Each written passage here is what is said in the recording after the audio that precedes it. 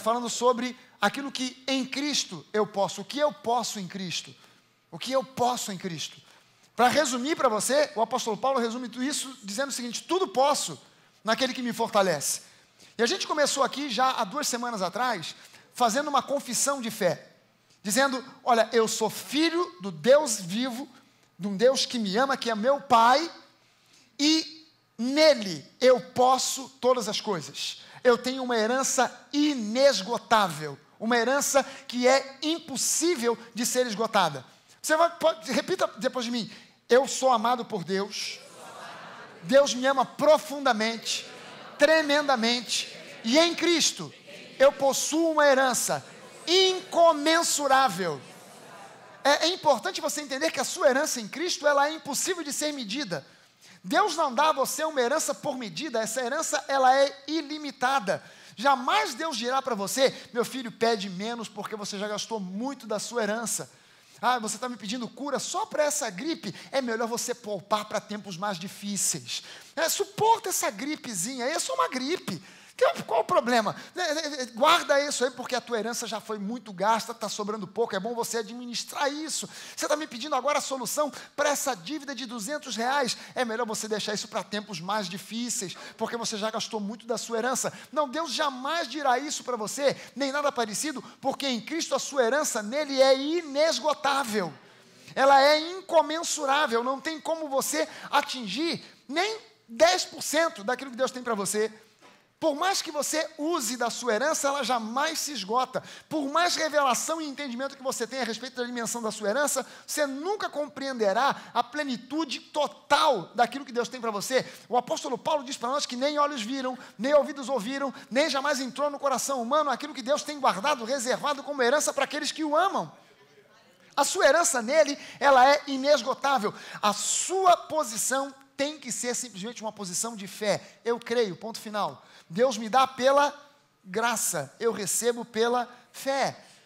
E eu preciso entender que Deus me concede essa herança, não porque eu mereço, mas porque Ele é um Deus gracioso. Aquilo que eu recebo de Deus, não recebo por merecimento, eu recebo por graça. Não é por uma conquista minha. Então eu jejuei muito, eu orei muito, eu já sofri muito na vida, então agora Deus viu que eu fui aperfeiçoado pelo sofrimento, então Ele me dá. Não, Ele me dá pela graça, e eu recebo pela fé. Então eu preciso crescer em graça e crescer em fé. São as duas grandes bases do cristianismo, a graça e a fé. Deus concede todas as promessas pela graça, eu recebo todas elas pela fé. Eu preciso aprender a receber pela graça, eu preciso aprender a exercer a minha fé para receber aquilo que Deus me dá pela graça. Eu preciso confiar que Deus não me concede nada, cura, prosperidade, vida abundante, família abençoada, por merecimento. Mas Ele me concede porque Ele me ama. É algo que é um favor imerecido. Amém? E eu preciso me firmar nesse entendimento. A igreja, tradicionalmente, vem ensinando as pessoas que, de alguma forma, você precisa merecer. A igreja cai em contradição quando ela diz: não, Deus te concede pela graça, por isso você precisa jejuar, por isso você precisa ler 30.000 versículos bíblicos por ano e ler a Bíblia de Gênesis e Apocalipse, porque sabe como é, você tem que estar preparado, porque se você não estiver preparado e tal, e sabe como é que é, se você não está preparado, manifesta um demônio, e como é que você vai expulsar se você não estiver preparado? Peraí, quer dizer então que se manifesta um demônio, ou se eu percebo que alguma coisa acontece por influência de um demônio, eu tenho que estar preparado. Se o demônio só sai se eu estiver preparado, então o mérito é meu, não é de Jesus. Eu me preparei, eu jejuei, eu esperava por esse momento, eu já sabia que ia acontecer. Eu já sabia que a qualquer momento isso ia acontecer. Então agora pode vir, capeta, porque eu estou preparado, estou jejuado, estou orado, estou já na ponta dos cascos para você.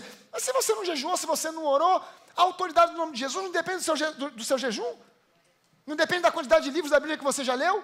Você precisa entender que isso funciona por uma autoridade que é além da sua autoridade pessoal, é a autoridade do nome de Jesus. Não tem demônio, o demônio ele tenta enganar as pessoas, sabia disso? E as pessoas caem no engano dele. Já contei isso aqui, que uma vez eu era pastor auxiliar ainda lá em Bom Sucesso, e um demônio, depois de um culto de quinta-feira ou terça, não me lembro que dia da semana, manifestou um culto, um rapaz magrelo, mas tinha uns 10 para segurar ele. E ele caído no chão, quando eu cheguei lá, primeiro veio uma pessoa e disse, pastor, culto já acabado, o pessoal saindo, todo mundo feliz da vida, eu conversando com alguém, veio um rapaz, pastor, falei, o que foi, rapaz? Ele está nessa manhã, manifestou um demônio lá atrás, e o demônio disse que só sai se o pastor for lá.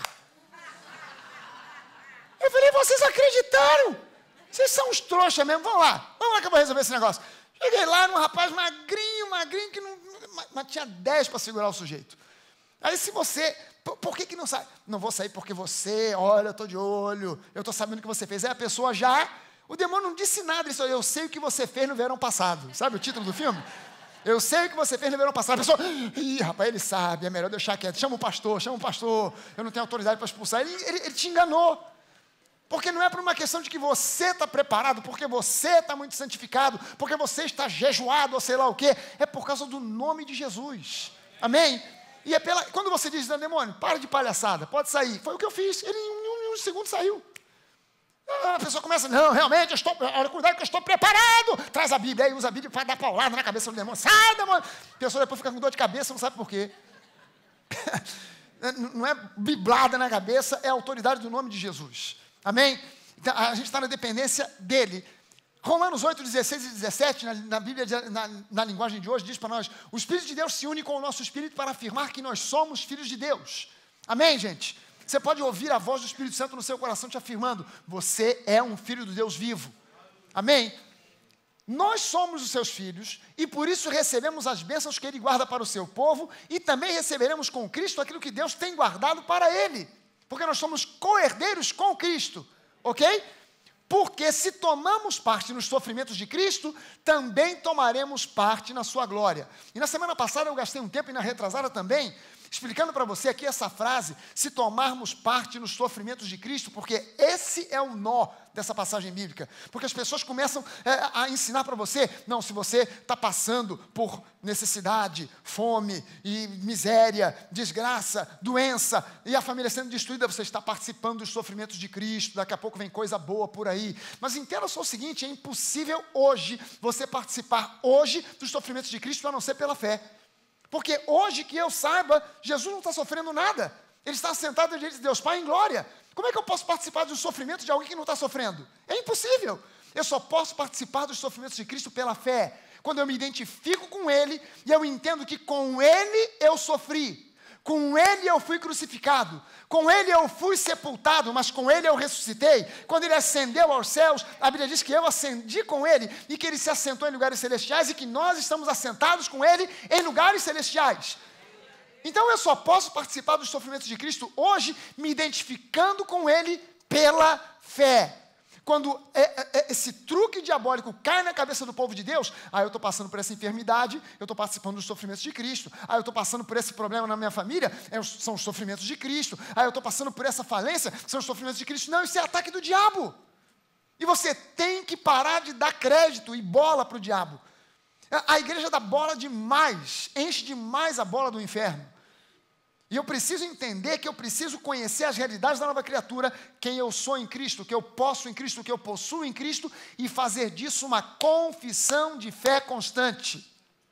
Uma confissão de fé constante. Eu garanto para você que em 100% dos casos em que a Bíblia fala sobre confissão, se você pegar uma chave bíblica para procurar a palavra confissão no Novo Testamento e ler todos os versículos, você vai chegar a uma conclusão de que todos os versículos bíblicos que falam sobre confissão, todos eles estão falando sobre confissão de fé. Todos eles estão falando sobre confissão de fé. Essa é a ênfase. A igreja, historicamente, acabou colocando uma ênfase em confissão de pecados. Mas olha só, use a sua lógica, use o seu cérebro, a sua inteligência, e veja se existe lógica nisso. Deus, Ele pega e diz na sua palavra que tomou todos os nossos pecados e jogou nas profundezas do mar, no mar do esquecimento. Esse termo mar do esquecimento não tem na Bíblia, mas fala que ele jogou nas profundezas do mar. Eu não sei se você sabe, mas existe nos oceanos algumas regiões chamadas regiões abissais, que são tão profundas, têm quilômetros e quilômetros e quilômetros de profundidade. Não são apenas 10, 15, 20 ou 30 metros, são quilômetros e quilômetros, às vezes 10 quilômetros de profundidade. É tão profundo que a luz não chega lá. Os peixes que lá existem são cegos, porque não tem luz. É um breu completo, negritude completa. E a Bíblia diz simbolicamente, para que o homem entenda, de forma, tentando entender esse símbolo, e nós é que temos uma condição muito mais de entender essa expressão, porque na época de Davi não se sabia que existiam regiões do mar que tinham quilômetros, 10, 15 quilômetros de profundidade. Mas hoje a gente sabe.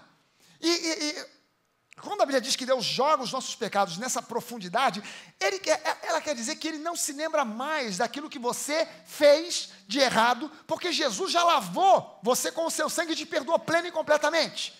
Agora, vê se tem lógica nisso. Se Deus pega e joga o seu pecado nas profundezas e Ele se esquece, qual é o sentido que existe em você ficar confessando para Deus algo que Ele próprio já se esqueceu? Qual é a lógica que existe nisso? Ah, Senhor, eu fiz isso, eu fiz aquilo, aquilo outro. E Deus já jogou nas profundezas do esquecimento. Ele não está aí se preocupando com o que você fez. Ele está se preocupando com que você confesse o que Ele fez.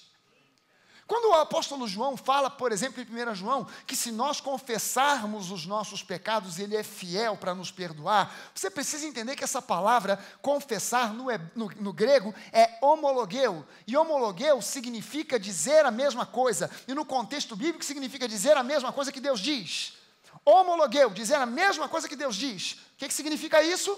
Significa que João está dizendo, se nós dissermos sobre os nossos pecados a mesma coisa que Deus diz, e o que Ele diz sobre os nossos pecados? Que nós já fomos perdoados. Então, é isso que me traz consciência do perdão. Não é que Ele me perdoará quando eu entender, quando eu disser, mas quando eu digo a mesma coisa que Deus diz a respeito dos meus pecados, essa confissão de fé, eu já fui perdoado, é isso que me fortalece para receber o perdão que já me foi concedido, para que eu viva na dimensão do perdão e me fortaleça para não voltar a pecar. Amém, gente? O diabo é especialista em jogar na sua cara os erros que você comete. Mas entenda uma coisa, quando o diabo lembrar para você do seu passado, lembra ele do futuro dele. Quando o diabo vier trazer para você a lembrança do seu passado, lembre ele do futuro dele, porque o futuro dele já está escrito bonitinho. Você pode dizer, senhor capeta, realmente meu passado é triste, mas o seu futuro é pior. Eu garanto que ele vai calar a boca. Eu garanto para você que ele vai tirar o time de campo, porque ele não gosta de ouvir do futuro dele.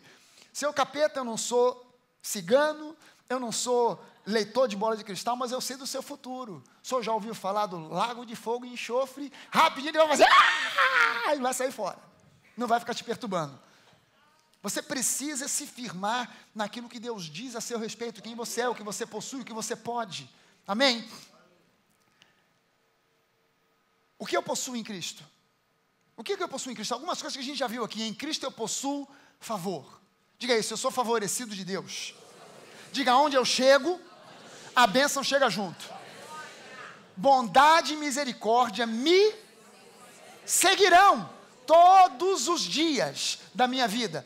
Davi já sabia disso, e Davi não era da nova aliança, mas ele já sabia disso. Bondade e misericórdia me seguirão todos os dias, não de vez em quando, não quando eu estiver mais santificado. Você não pode ficar mais santo do que você já é. Entenda isso. Em Cristo você é santo na plenitude do que isso queira significar. Você não será mais santo do que você já é.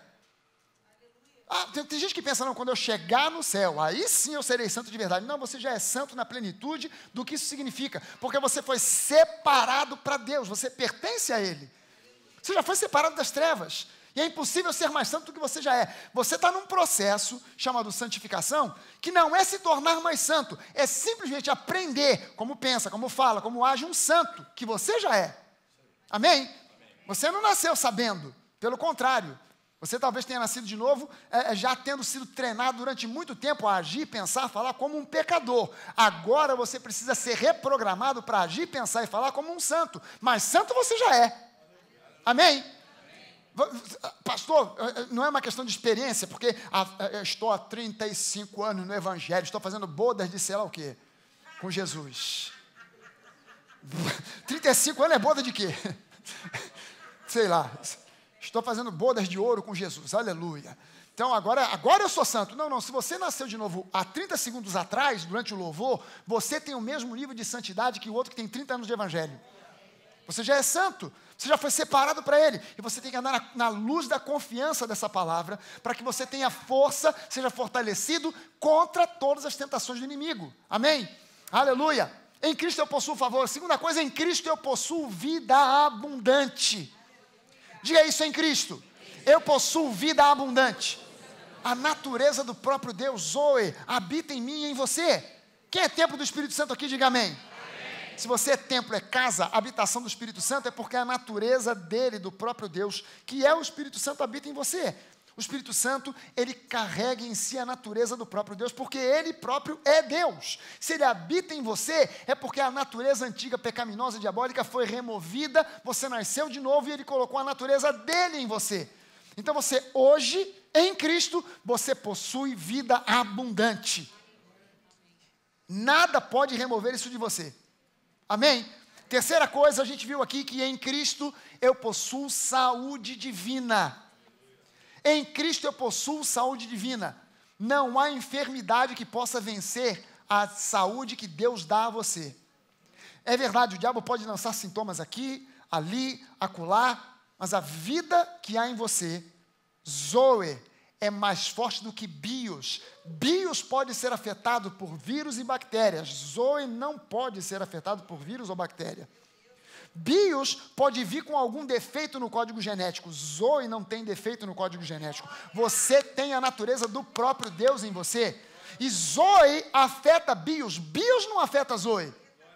Bios, a vida natural, não pode afetar Zoe, mas Zoe, a natureza do próprio Deus, afeta bios de forma radical. E quando você entende e confessa isso, e faz disso a sua posição de fé, você começa a andar em saúde plena. Amém? Aleluia. Quarta coisa, a gente viu aqui que em Cristo eu possuo paz e alegria. Eu garanto para você, mas na grande maioria das igrejas, onde as pessoas se cumprimentam dizendo, paz do Senhor, irmão, paz do Senhor, irmão, as pessoas apenas estão repetindo como um papagaio, mas elas não têm a mínima ideia do que elas estão dizendo. Quando ela diz para você a paz do Senhor sobre a sua vida, ela está dizendo o shalom de Deus prevaleça sobre a sua vida. E shalom é uma palavra que, se você for no dicionário de hebraico, shalom é uma palavra que significa paz por dentro, paz por fora, cura, vida abundante, família abençoada, prosperidade. Quando a pessoa está dizendo que o shalom de Deus, paz do Senhor, que o shalom de Deus prevaleça na tua vida, acima de qualquer coisa. E em Cristo eu já possuo paz e alegria. Quando eu possuo paz, isso produz alegria. Quando eu me alegro, isso reforça a minha paz. Uma coisa reforça a outra. A alegria do Senhor é a nossa força. Eu preciso entender. Você sabe que uma vez eu fui a uma igreja e Deus me colocou no coração que Deus ia dar àquele pastor. Olha só, presta atenção como as coisas acontecem e como a fé pode ser abafada e anulada. Deus colocou no meu coração uma palavra profética para aquele pastor, isso é muitos anos atrás, de que aquele pastor ia receber, durante os próximos 6 meses, uma nova medida de alegria que ele não tinha experimentado até então. E que Deus ia dar para ele um crescimento muito grande por causa dessa nova alegria que se instalava no coração dele. Ok, ele ouviu aquela palavra, terminou o culto, ele veio para mim e falou assim, pastor, olha, aquilo é impossível de acontecer comigo porque a minha tendência natural é depressiva. Eu falei para ele, seja feito segundo a sua fé. E Deus me mostrou claramente, quando eu entrei no meu carro para ir para casa, Deus mostrou, meu filho, infelizmente, eu tive que recolher a bênção, porque eu queria dar, mas ele rejeitou. O resultado disso, o ministério do cara não decolou. Podia ter decolado. É preciso que a gente entenda que você recebe a paz e a alegria do Senhor pela fé. Amém? Pela fé. Não rejeite isso. Ah, mas eu sou uma pessoa muito atribulada, sempre fui. Eu sou uma pessoa nervosa. Um dia, quem sabe, a paz chegará. Não, você já possui essa paz. Você já possui. Ah, minha tendência é depressiva, eu sou melancólico. Você já possui a alegria do Senhor no seu coração. Declare isso, confesse isso. Abra sua boca, mesmo depressivo. Eu possuo a alegria do Senhor. Mas confesse. Faça a tua confissão de fé. Quinta coisa, isso são os pontos que eu quero trazer para você hoje, que a gente ainda não tinha visto. Em quinto lugar, em Cristo eu possuo poder e autoridade para reinar em vida. Gente, essa palavra poder e autoridade, no grego do Novo Testamento, muitas vezes aparece uma palavra que é traduzida como poder, outra que é traduzida como autoridade, e as duas acabam se mesclando uma com a outra. Mas, na verdade, quando Jesus disse aos discípulos, eis que dou a vocês poder ou autoridade para expulsar demônios, isso e aquilo, eles saíram de 2 em 2, ele enviou aqueles 70, dando a eles autoridade, ele estava dando autoridade, capacidade de mando e poder, força explosiva para expulsar demônios e curar enfermos. Ele estava dando exousia, autoridade de mando, e dunamis, força explosiva para botar os demônios para correr e para curar os enfermos. São as duas palavras que são traduzidas como poder ou autoridade. Exousia, autoridade. Autoridade de mando, autoridade de uma postura de alguém que possui um cargo importante, que tem força para comandar e pela sua palavra ver aquilo se realizar. E dunamis, que é a palavra da onde vem no português, palavras como dinamite, como dínamo, que é a força, a energia do próprio Deus, que faz com que as enfermidades sejam curadas, que faz com que os demônios sejam expulsos. Você possui uma coisa e outra. Em Cristo Jesus você já possui essas duas coisas, autoridade e poder. Em Cristo Jesus você possui autoridade para reinar em vida. Amém?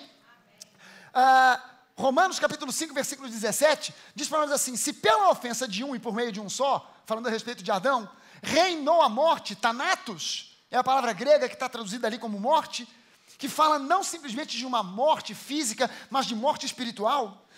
Se por meio de um só reinou a morte espiritual, muito mais os que recebem a abundância da graça.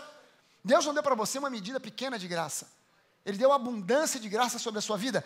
E o dom da justiça, que é um presente, não é algo que você conquista por merecimento, é um presente de Deus para você, reinarão em vida, por meio de um só, a saber, Jesus Cristo.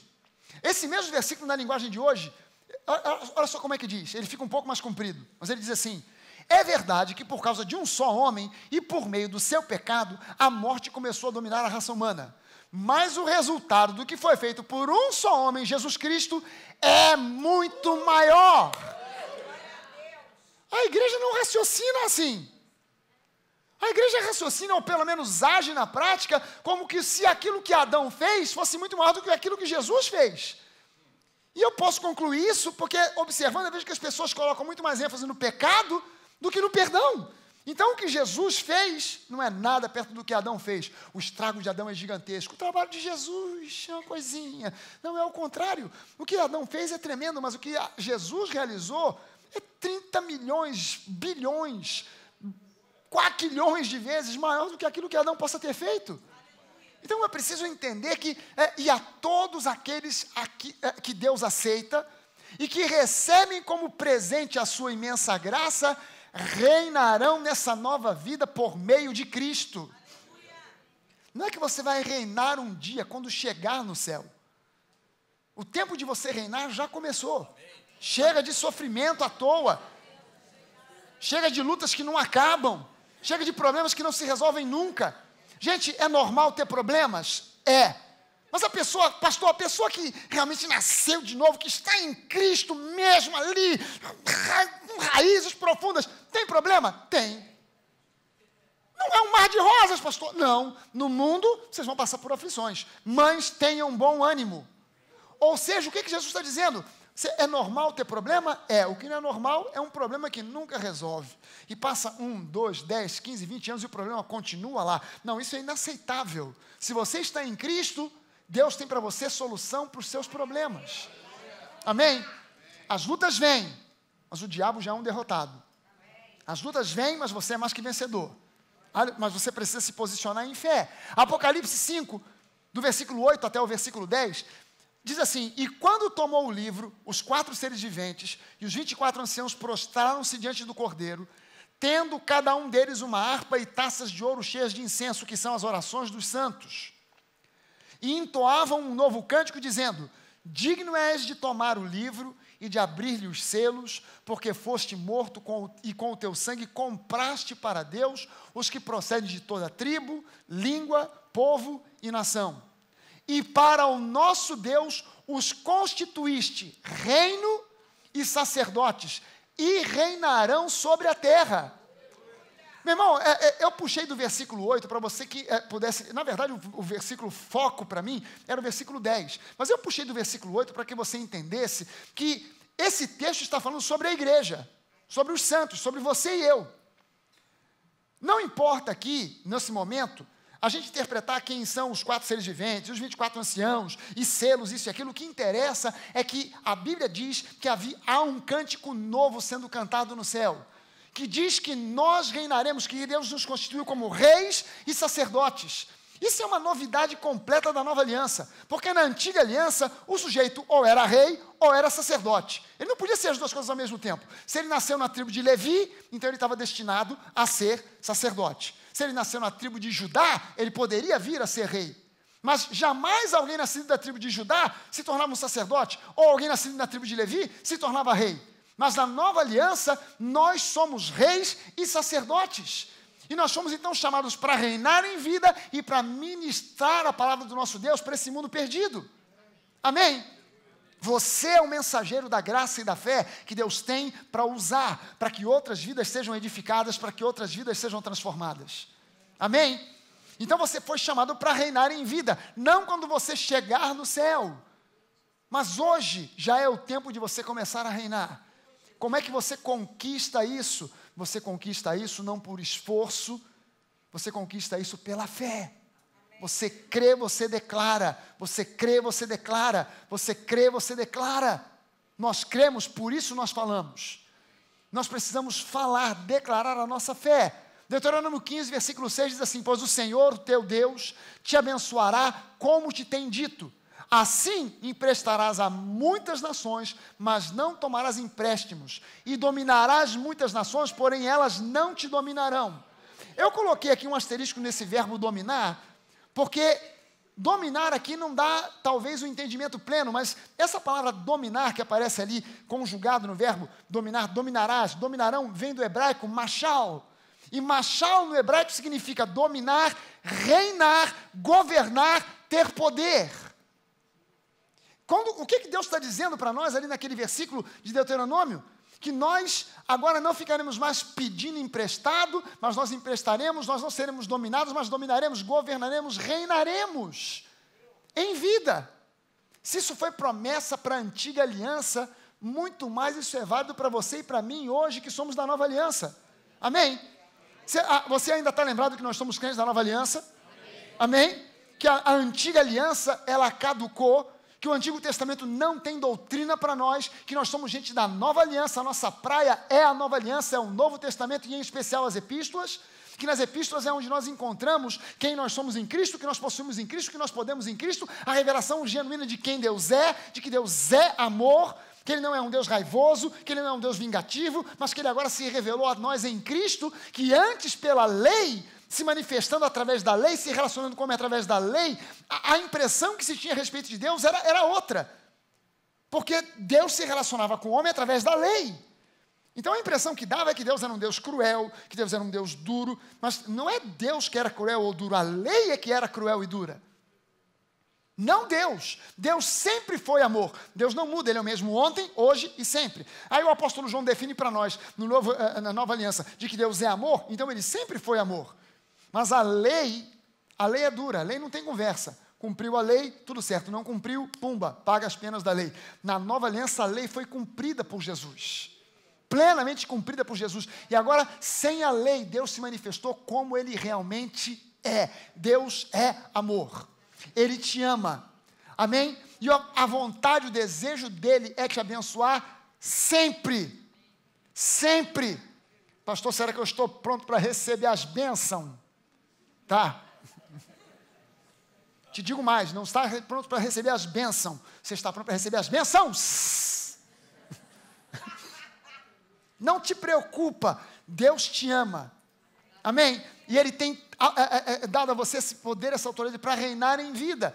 Jó, no capítulo 36, os versículos 5 e 7, isso aqui não é Jó falando, é um dos amigos dele, Eliúde. E olha só o que Eliúde diz: eis que Deus é muito grande, contudo a ninguém despreza, é grande na força da sua compreensão.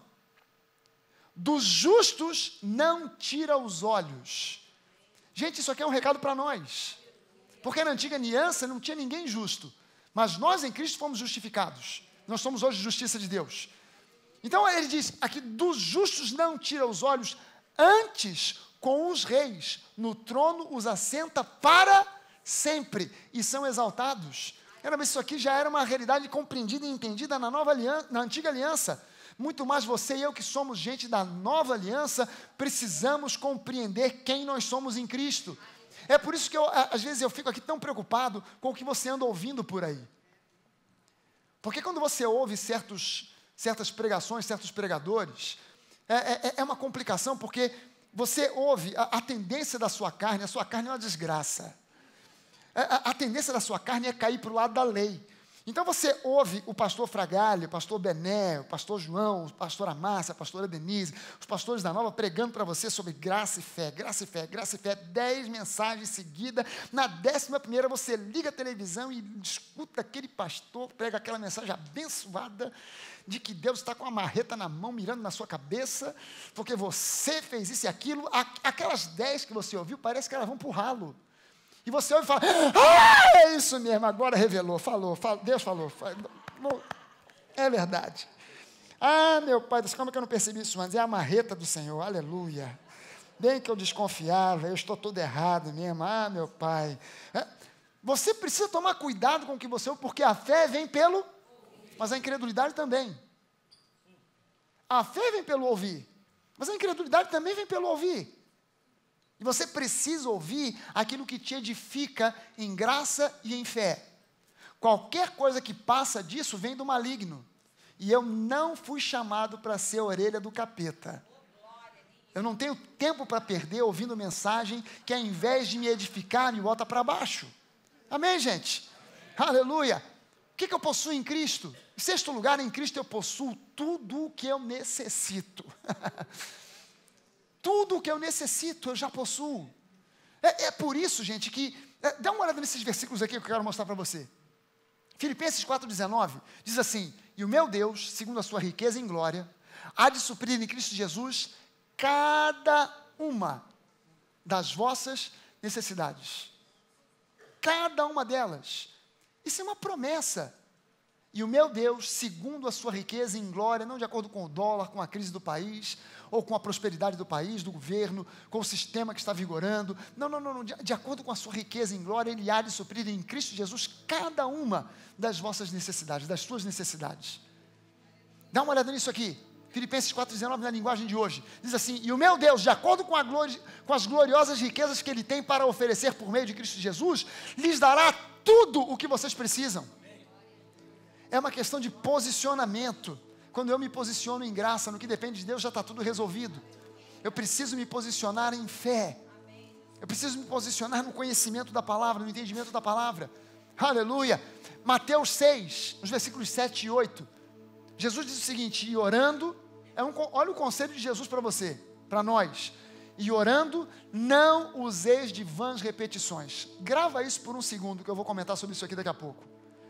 Orando, não usem de vãs repetições, como os gentios. Essa palavra aqui também é importante, o entendimento dela. Eu vou mostrar para você aqui. Tradicionalmente, a gente pensa que quando Jesus fala sobre gentios, ele está falando só sobre aqueles que são não judeus. Mas eu vou mostrar para você algo interessante.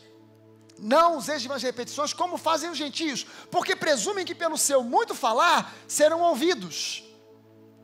Não vos assemelheis, pois, a eles, porque Deus, o vosso Pai, sabe o que tendes de necessidade, antes que lhe o peçais.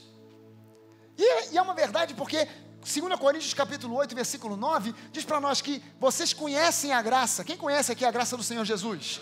E conheceis a graça do Senhor Jesus, que sendo rico se fez pobre por amor de vós, para que pela sua pobreza vos tornasseis ricos. Jesus já recebeu o castigo todo da pobreza, da miséria, das enfermidades na cruz do Calvário, para que você seja próspero, rico, sadio. E eu preciso me conscientizar de que, biblicamente falando, quando eu vou pedir alguma coisa a Deus, você se lembra que eu falei aqui, quando você ora a oração da fé, você não precisa pedir a Deus 2 vezes a mesma coisa?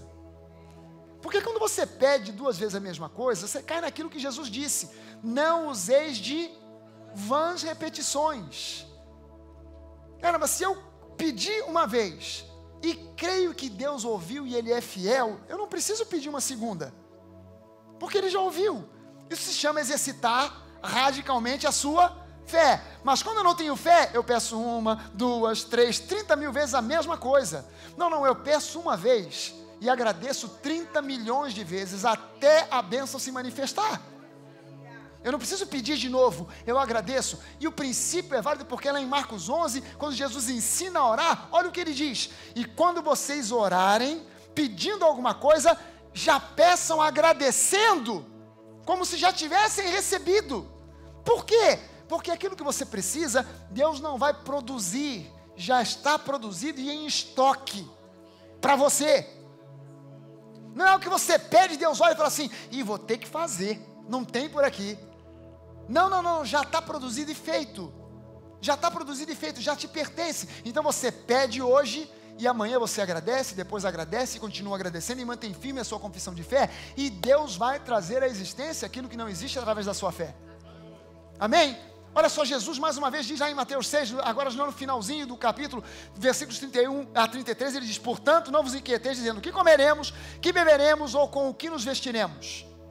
Porque os gentios é que procuram todas essas coisas, pois o vosso Pai Celeste sabe que necessitais de todas elas. Gentios, essa palavra gentios, no grego do Novo Testamento é etnos. Etnos é a palavra grega que dá origem à palavra no português, etnia, que fala sobre raças, povos, nações, mas na mentalidade judaica, lembre-se que o Novo Testamento está escrito em grego, mas Jesus era um judeu falando para judeus.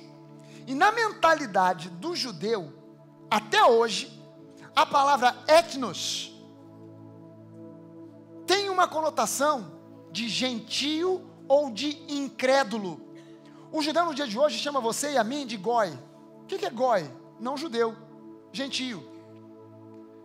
Mas quando ele fala sobre gentio ou goi, ele está falando sobre alguém que não tem aliança com Deus e que é um incrédulo. Então olha só o que Jesus está dizendo: quando vocês orarem, não orem como os incrédulos, usando de vãs repetições. Creiam que Deus ouviu a sua oração. Quando vocês não fiquem ansiosos de coisa alguma, pensando o que nós vamos comer, o que nós vamos beber, o que nós vamos fazer, porque são os incrédulos que andam atrás dessas coisas. Mas vocês precisam se lembrar de Davi, que disse: bondade e misericórdia me seguirão todos os dias da minha vida. Por que Davi tinha essa convicção, essa certeza? Porque ele sabia que ele tinha uma aliança com Deus. Então, se eu tenho uma aliança com Deus, eu não preciso agora correr atrás das coisas, mas Deus faz com que as coisas corram atrás de mim. Mas é uma posição de fé. Quando você... As pessoas às vezes elas caem numa armadilha de ficar pensando: não, peraí, será? Não, eu vou testar Deus, eu vou crer. Mas na verdade ela não está crendo muito. Ela está apenas fazendo um teste. Então ela está crendo, mas está desconfiando. Ela crê, mas ela desconfia. Não, eu estou acreditando, mas será que Deus vai fazer? Vamos ver. A postura da fé não é essa. A postura da fé é: eu creio que Deus disse, se Deus disse, ponto final, eu creio. Acabou, Deus vai fazer. Ah, mas as circunstâncias, os vizinhos, os sentimentos, estou surdo para tudo isso. Eu estou focado em Deus. Eu mantenho firme a minha confissão de fé. Quando você mantém firme a sua confissão de fé, sabe o que vai acontecer? As pessoas à sua volta vão te ridicularizar, vão chamar você de fanático, vão chamar você de maluco, vão dizer que você saiu da realidade, que você não tem mais os pés na realidade, que você agora está vivendo de fantasias. Meu irmão, eu imagino, pensa comigo o seguinte: se os irmãos de Jesus pensaram que ele estava maluco, você já leu isso na Bíblia? Que os irmãos de Jesus, a família de Jesus, pensou em prendê-lo porque achavam que ele estava louco. Se a família de Jesus achava que ele estava maluco, o que os seus amigos vão pensar de você? Você acha que o mundo vai dar a você mais honra do que deu a Jesus? Não pense que o mundo dará a você mais honra do que deu a Jesus. A honra que o mundo deu a Jesus foi uma cruz. É isso que o mundo tem para você. É crítica. Você sabe o que o mundo quer? Que você seja religioso e fique feliz com o sofrimento no mesmo buraco em que o mundo está. Ó, enquanto você estiver conosco aqui, no lamaçal, gemendo que nem a gente geme, sofrendo igual a gente sofre, fingindo que está feliz, olhando naquele mar de lama, está tudo bem, não faz muita, não mexe muito que é para a lama não balançar, aleluia. Enquanto você estiver nessa, o mundo está feliz. Mas quando você diz, eu não vou ficar aqui, aqui não é o meu lugar, não, aqui não é o meu lugar, eu sou um filho de Deus Altíssimo, quem é você? Você está achando que você é o quê? Ficou doido, olha, enlouqueceu, ficou maluco, aqui não é o meu lugar não é na lama, o meu lugar é sentado com Cristo em lugares celestiais, reinando sobre a vida.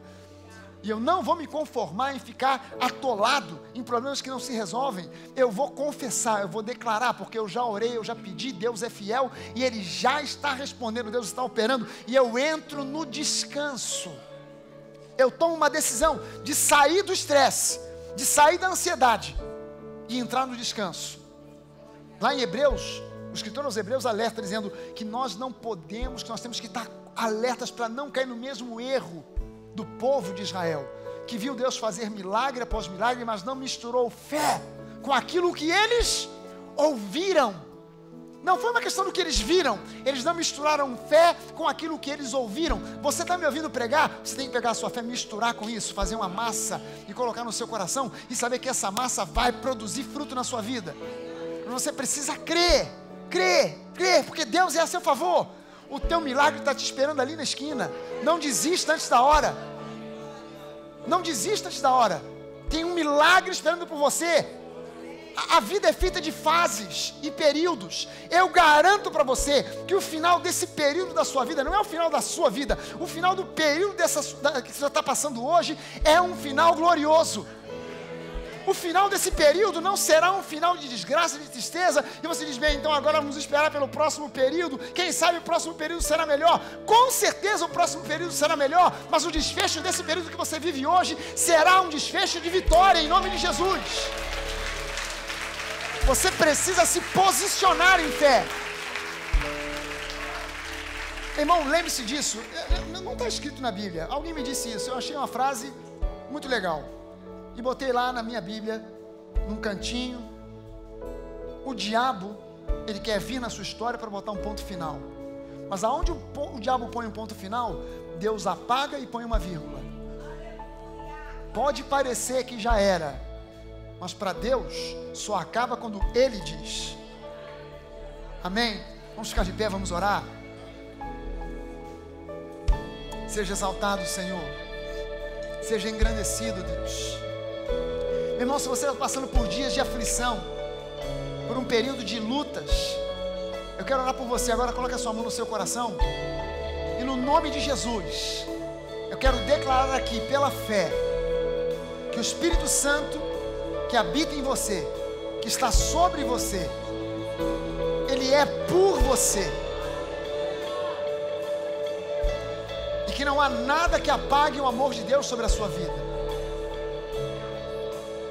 Quero que você se lembre e saiba, a maneira mais rápida de você apressar o final da tribulação é crendo firme e profundamente nas promessas do Senhor. Creia firmemente, profundamente nas promessas do Senhor. Ainda que haja no seu coração alguma sombra de dúvida, ainda que haja na sua mente alguma confusão, porque parece que não vai dar certo, creia, manifeste a sua palavra, declare, eu creio, Senhor, Tu estás no controle, eu creio, Tu estás no controle de todas as coisas, Tu estás no controle da minha vida, Tu estás trazendo a solução e a resposta, e eu creio, a resposta já está às portas, eu creio que já fui respondido, eu creio que a minha solução já chegou, e em nome de Jesus, eu Te dou toda a honra, toda a glória, todo o louvor, toda a exaltação. Todo o povo de Deus diz, amém.